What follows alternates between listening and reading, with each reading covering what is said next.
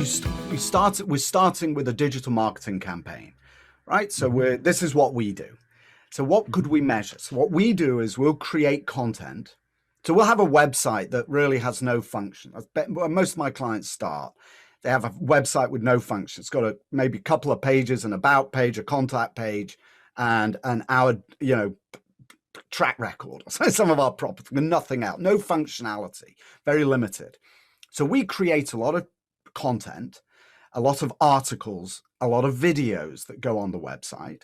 They go on the website, and then we create posts on social media, LinkedIn, Twitter, and Facebook, and YouTube, that all have links back to the website, that drive traffic back to the website. So with that kind of structure in place, tell me what kinds of things Google Analytics will allow us to detect as we start to build this thing.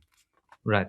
So from a high level perspective, if you have a website, you definitely are using Google Analytics, first of all, from a marketing optimization standpoint. So marketing analytics is the art of tracking where your users came from these sources. So if you have all these links pointing to your website, people coming to your website, you want to know in the end, where did they come from?